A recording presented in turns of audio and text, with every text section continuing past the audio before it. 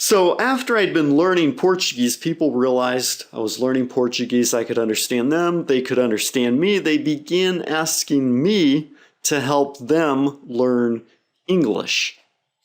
Since English was my mother tongue and most Brazilians want to learn English, they asked me for help so they could learn to communicate in English. And so I actually started off with a couple of friends. We started teaching classes and we had 2 students, and it started growing little by little.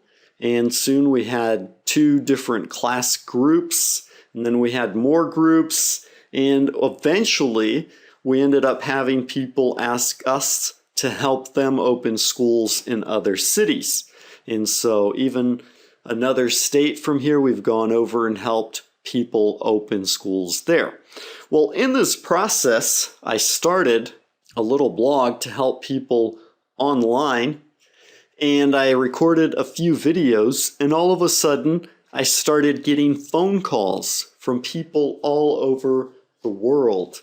People from Canada, China, trying to think, Angola, and Portugal, all over, different people. These are just some of the people I remember at the time, even Brazilians and people who were living in America, in the US, called saying, hey, I'm living here. This is really frustrating. I'm having trouble learning. Can you help us?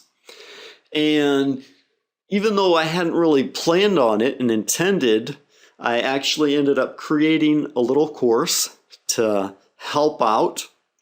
It was actually the basis, what started the whole plain English method and our simple plan and praxis system for using your daily English praxis, which basically amounted to testing yourself, evaluating your level, setting some goals, and then developing a praxis, a daily English praxis through a schedule of what you're going to study each day, and then work on achieving those goals to develop your English skills. And actually, if you haven't gone through and seen the plain English method, you can do that. It's available on the site. But basically, I recommend using Simpleology to set your goals. It's a really cool site. It's something I use almost every day, not just for language learning, but for setting goals, knowing what you want to achieve, and then work on achieving them, and then using I'd done this to track what I had done. This is important because many times I would feel like I'd reach the end of the week and I'd be like, man, I didn't study hardly anything. I'd feel really bad about myself and frustrated. But then when I would go back and look at everything I had done, because each day I would write down what I had studied or what I had done that day. So I would write, I studied Duolingo for 15 minutes. I watched a video for an hour, or I studied at the course for 2 hours. And then I would go back and be like, whoa, I'd actually look at what I had done. And I remember one week specifically where I felt really bad, like I hadn't studied.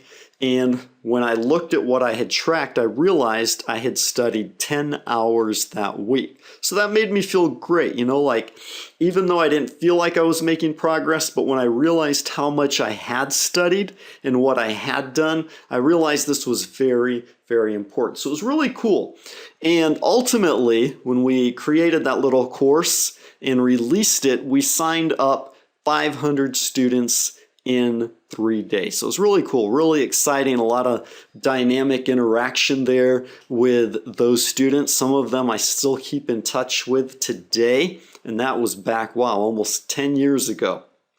So anyways,